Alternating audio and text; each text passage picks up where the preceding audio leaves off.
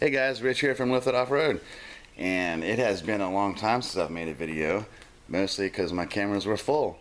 And so yeah, I finally got my cameras unloaded and on the computer, and I have a whole bunch of videos to upload onto my channel, and I will try to get this one up as soon as I can because it's a current project, but I've got a lot of backlogs to get uploaded as well. So anyway, yesterday I got a call from a fellow Jeeper who was out shopping, and he tried to start up his Jeep and it backfired on him, and then it wouldn't start after that. It would just crank and crank and crank and wouldn't start. So yesterday and today I've been working on this guy's Jeep. It is a 95 Jeep Wrangler YJ, and let me get you turned around so I can show you what I've been doing. And a new addition to the family, there's Molly, one of the dogs. So you might see a little bit more of them in future videos. So what do we got here is a 95 Jeep YJ, and let me show you the first thing I seen when he brought it in. Oh, let me get you back, get you down under here, and look at that. That is, that used to be a muffler right there. How that happened, I still haven't exactly figured out yet.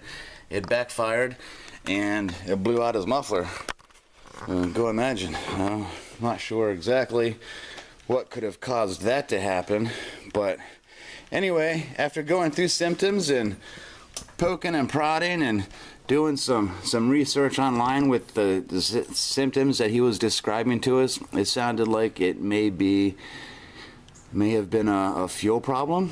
So I looked into, I loosened up the hose that goes into the fuel filter, and I had my assistant crank it over, and it was getting fuel through the filter, so that wasn't clogged. So it was getting fuel at least that far. I checked the air. I've got the air thing taken off, so it's getting air. And the first time I checked for spark, it was not getting any. So I fiddled around with it a little bit. I took off the distributor cap, cleaned off the terminals inside. I put my little spark checker on it, and the first couple times I checked it, it wasn't getting any spark. So we thought that might be a problem. But then at the same time, the research I did with the symptoms that we were describing was talking about the fuel pressure regulator may have been going bad, and that is this little funky doohickey thing right there, the fuel pressure regulator. We thought that might be going bad, so I took it off, cleaned it. I didn't see anything wrong with it. It was getting fuel through the hose, and so I decided to hook up my fuel pressure gauge. The fuel pressure gauge is connected right there on top of the fuel rail by that little doohickey thingy right there, and proceeded to crank it with the gauge on. And at first, here's the gauge right here, I've got it stuck up there.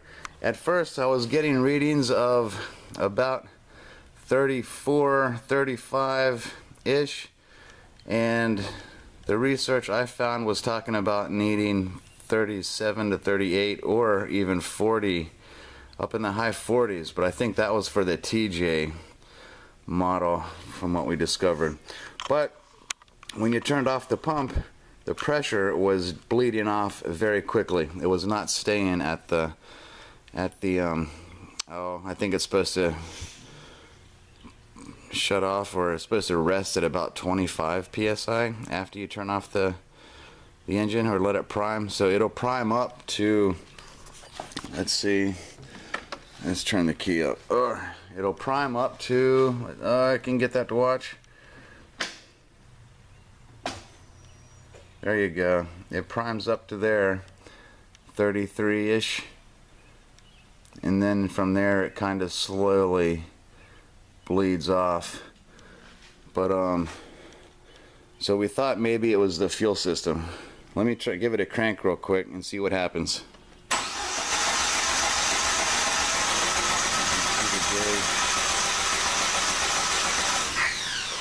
It cranks at about 37, 38.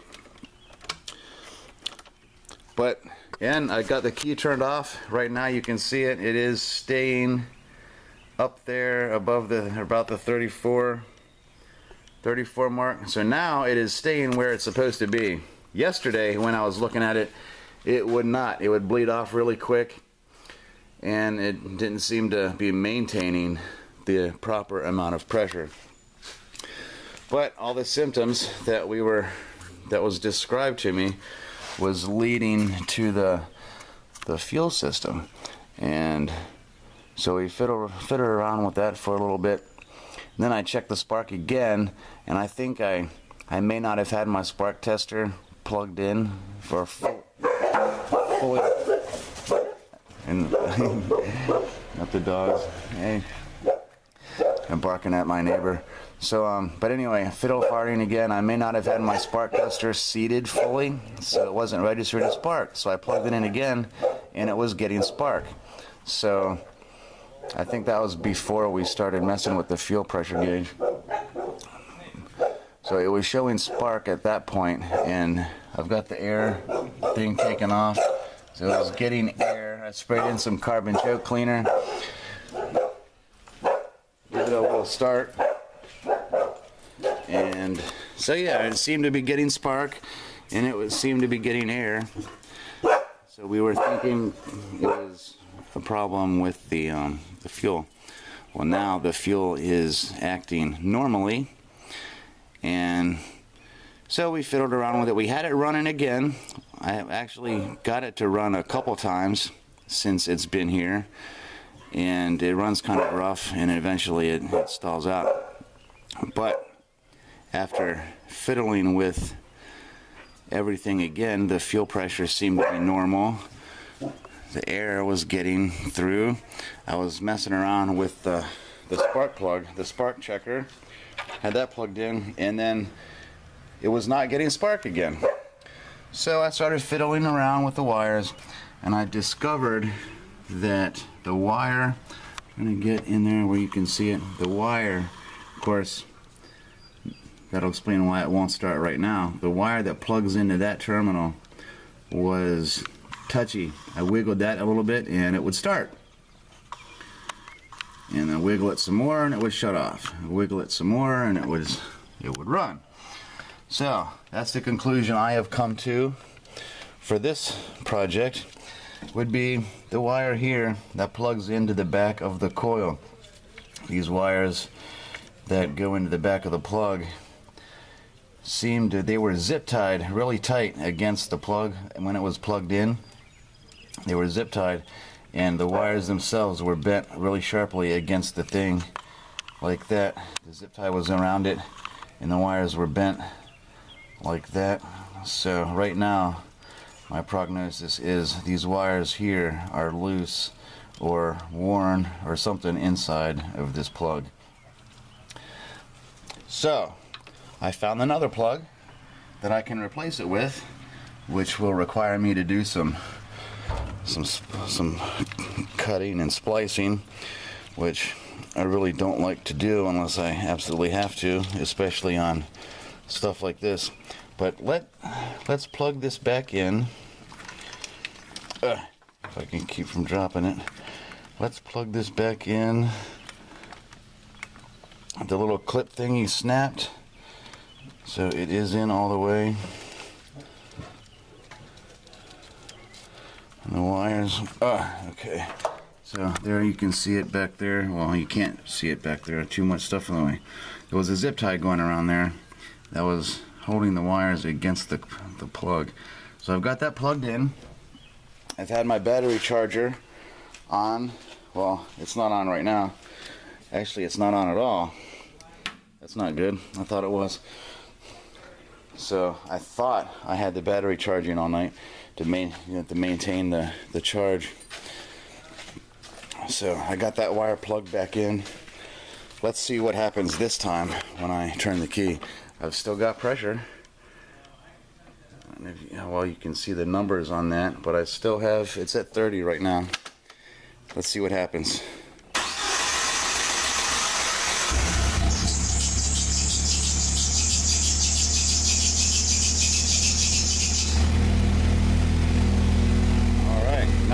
can tell it is running. Come back over here and fiddle with these wires.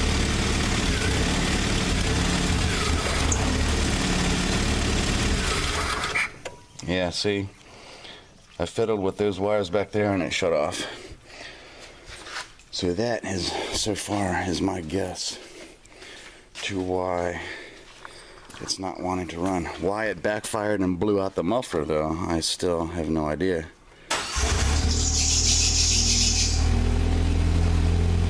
And that squeaking is one of the pulleys. See, right now it's running. It runs fine. Looks like the alignment might be off a little bit. If the steering wheel's straight and the tire looks like it's canted to the left a little bit. So it looks like the alignment might be off a little bit. But yeah, it's running. The pressure is steady.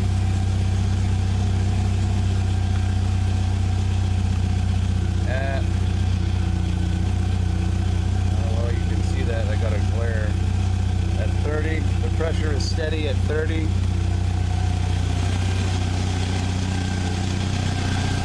Come back over here. I'm gonna fiddle with these wires a little bit. Yep, see? As soon as I start touching them, it shuts off. So, that is my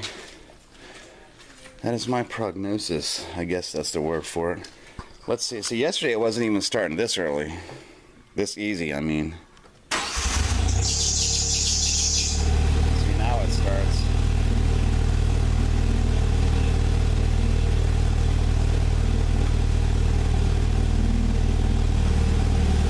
It'll start now. Fuel pressure's at 30 or 29. Gotta test. Test several times.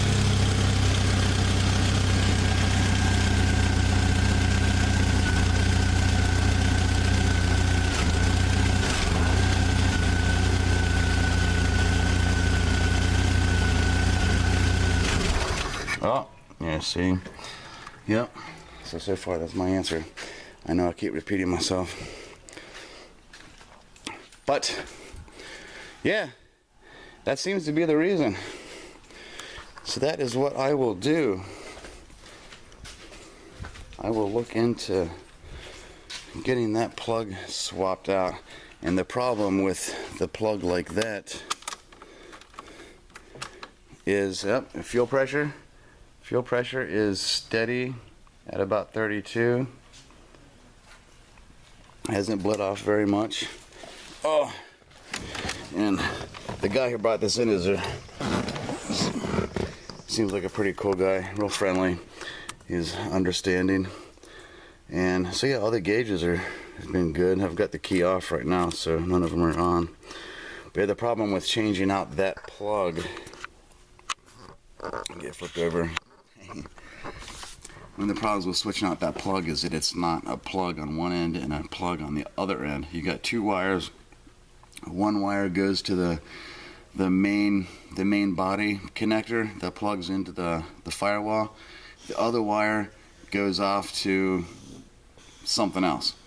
So really the only way to replace that plug is to cut it off and splice a new one on. I happen to have a new one. It's not new, but it's the same type of plug that I cut off of a spare parts wiring harness that I had laying around in the shop. And so I got a plug to replace it with, but I have to test that plug and make sure that's a good one before I cut this one off. So that's my next step, is to test that new plug and make sure it's good before I start hacking up this guy's wiring harness and cut and splice that thing. So I have to break out the soldering iron and the crimper, and I got the dog staring at me. So but yeah, that's where I'm at right now. And yeah, so I'm gonna get to work. I'm gonna plug the test and some cutting and splicing to do, because so far I'm pretty sure that's what the problem is. It's that wire right there that's making it not want to run. As far as blowing up the muffler, no idea. I have no idea what could have caused that much force to blow out the muffler. He did say it backfired, but I can't imagine it backfire doing that to a stainless steel muffler. So anyway, this is Rich from Lifted Off Road. Have fun, be lifted, and I will see you again shortly. Later.